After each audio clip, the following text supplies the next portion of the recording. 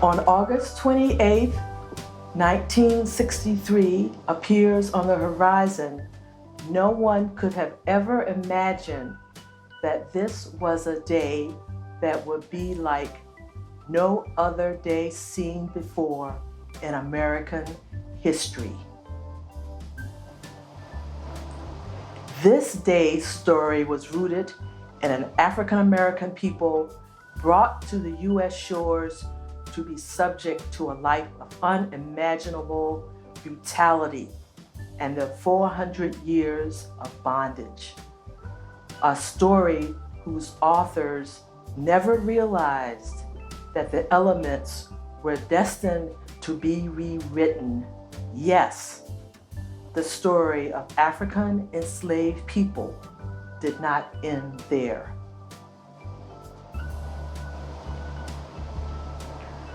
Like all great stories, African people changed the narrative and penned their story with ingenuity, commitment, and perseverance, thereby collectively bringing about a dream for equality and freedom, which is a God-given right of all people. Now, this dream story was conceived by literary architects 22 years before, but finally made this march a reality on the pages of American history on this glorious day. This great story could not have been possible without the elements working together: settings, characters, plot, theme, and resolution. So without delay, let's open the book again 58 years later to commemorate one of the greatest stories ever told.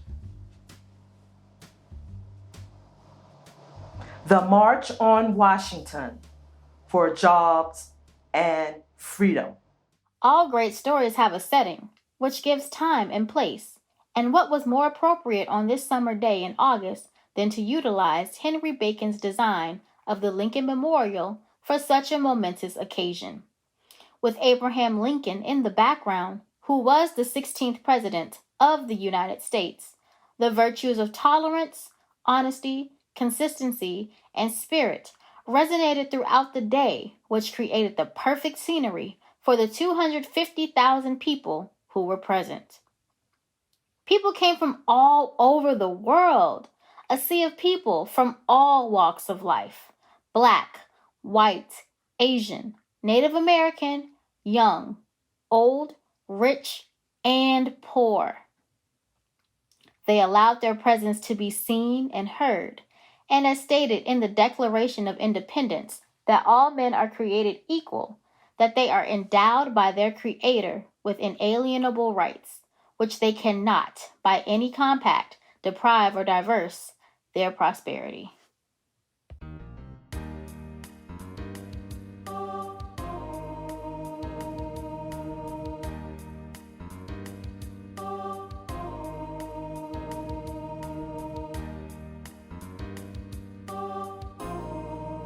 Lift every voice and sing till earth and heaven ring, ring with the harmonies of liberty.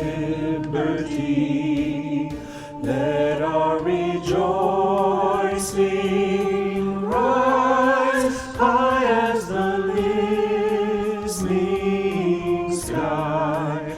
Let it resound loud as the rolling sea.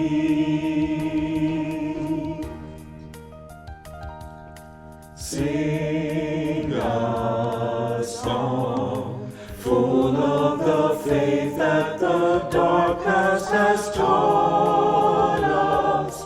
Sing a song full of the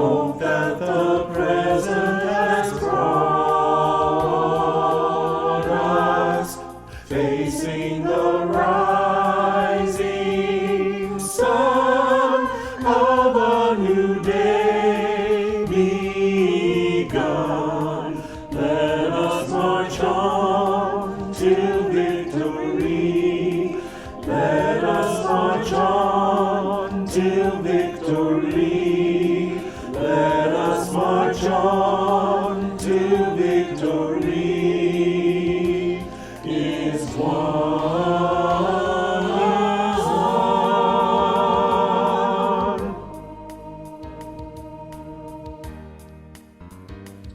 Let freedom reign. Let freedom reign. Let freedom reign.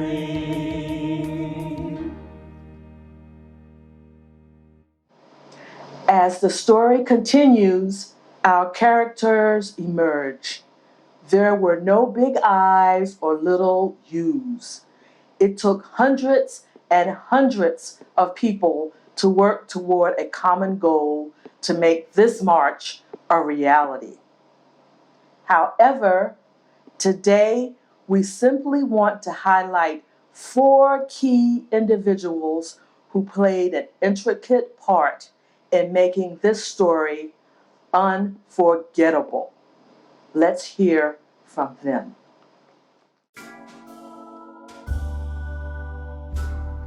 I was born in Crescent City, Florida, April 15th, 1989. I was the second son of a tailor and a minister of an AME church, and my mother was a skilled seamstress. 2 years after my birth, we moved to a thriving, well-established Black community in Jacksonville, Florida. It was there that my father taught me that character and conduct was more important than color. And my mother taught me the importance of education and how to protect myself physically against those who wanted to harm me. Being from the South, I had plenty of experience with violence and how my parents dealt with it. I attended Cookman Institute, which was the only academic high school in Florida for Blacks. I excelled in literature, drama, and public speaking, and was valedictorian of my class in 1907. Several years after my graduation, I read W.E.B. Du Bois' book on the souls of Black folk. And it was at that time that I felt that social equality was of utmost importance. I began my journey by unionizing the Brotherhood of Sleeping Car Porters, seeking jobs and better pay for Black folk. It wasn't until 1934 that we really had good success. With the aid of Eleanor Roosevelt, we were able to have the Railway Labor Act amended, granting rights to porters under federal law. My success in the union propelled me into prominence as a spokesperson for civil rights. And it was in 1941, along with others, that I proposed the March on Washington to protest racial discrimination in the armed forces, segregation, and other issues. See, I know the power of marches, for I was inspired by Mahatma Gandhi and what he did with marches against the British occupation in India.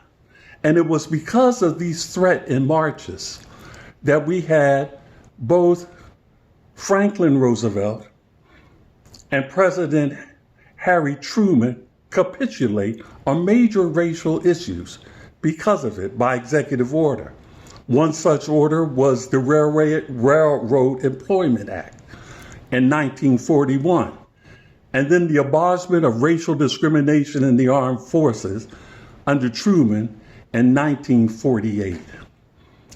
It wasn't until August 28th, 1963, that my dream of a March on Washington for freedom was recognized when over 300,000 individuals were attracted to the nation's capital, and we heard the infamous speech, I Have a Dream, rendered to the nation by the late Martin Luther King. My name is A. Philip Randolph.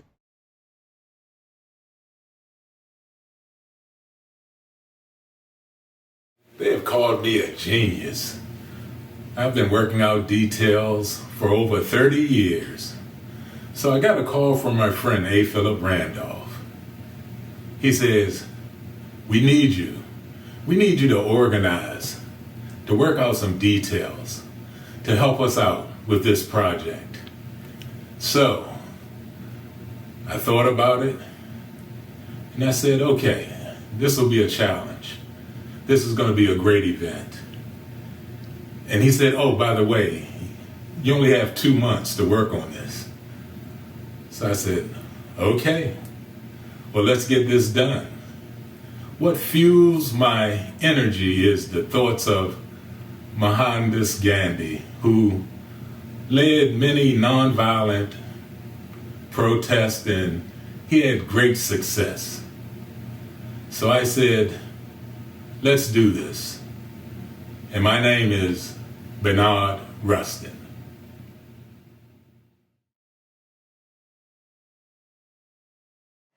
There were 2 women who stood out at this history-making event. Let's hear from them.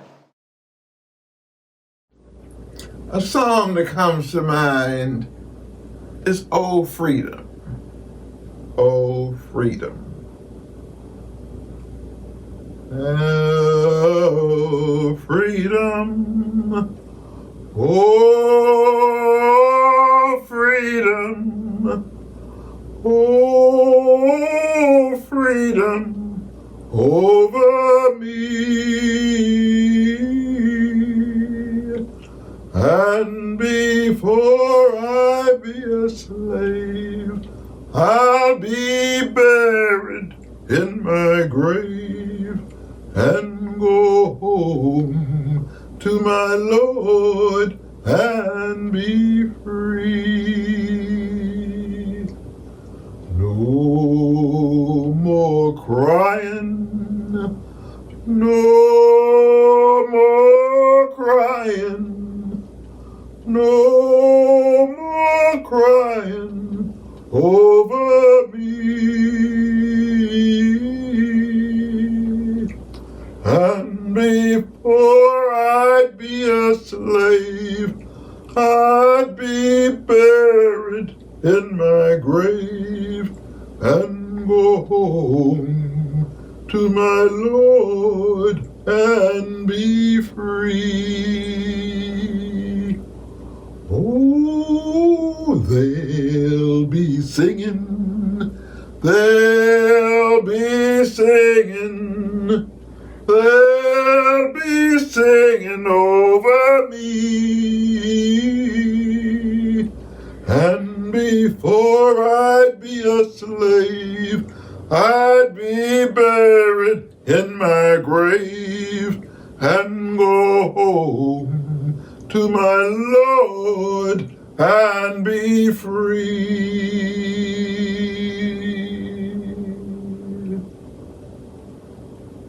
Martin, we've had many conversations about what's on your heart and on your mind about this demonstration, this movement. Put your speech aside and tell the people about what's on your heart and your mind. Tell them about your dream. Give the people your heart. Tell them all about your dream, Martin.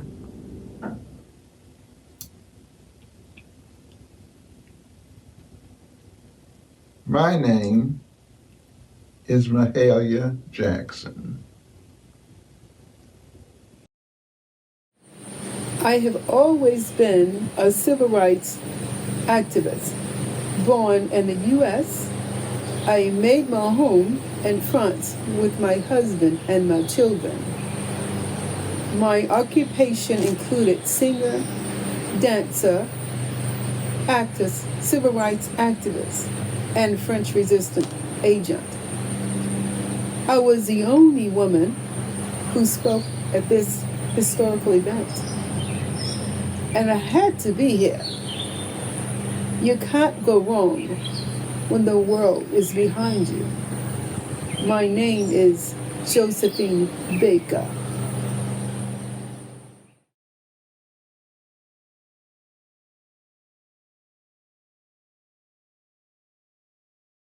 Ain't gonna let nobody turn me around, turn me around, turn me around. Ain't gonna let nobody turn me around. I'm gonna keep on walking, keep on talking, marching up the freedom land. Ain't gonna let no injustice turn me around, turn me around, turn me around. Ain't gonna let no injustice turn me around. I'm gonna keep on walking, keep on talking, marching up to freedom land. Ain't gonna let no Georgia turn me around, turn me around, turn me around. Ain't gonna let no Georgia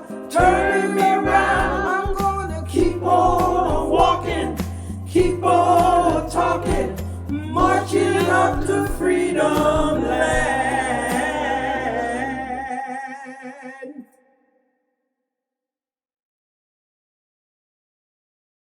So as the plot of the day unfolded, the protesters echoed, "Oh, what a tangled web we weave, when first we practice to deceive." However, on the contrary, this march was orchestrated so carefully and with divine intervention, which brought about unanimous voices for change to the political, economic, and social structure of the United States. These actions set the stage to bring about jobs and freedom for African American people who had been denied for so many years. No longer could the government sit silently and not hear the outcries of people from all over the world. As Dr. Martin Luther King Jr. states in his speech, "We refuse to believe that the Bank of Justice is bankrupt. And if bankrupt, we refuse to believe that there are insufficient funds in the great vaults of opportunity of this nation." And so Dr. King so eloquently concludes his speech with the theme of the day. "We've come to cash this check, a check that will give us upon demand the riches of freedom and the security of justice. I have a dream."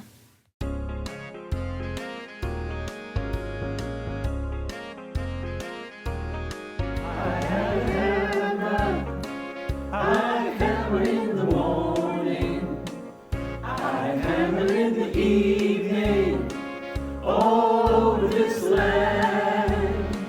I hammer out danger, I hammer out a warning, I hammer out love between my brothers and my sisters, all over this land.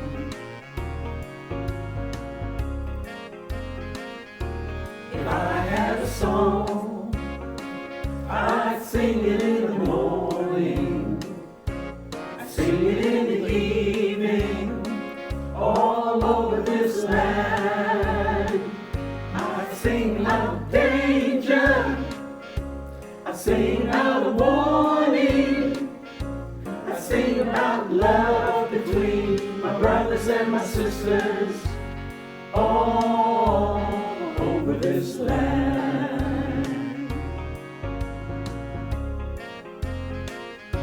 Well, I got a hammer and I got a bell, I got a song to sing all over this land.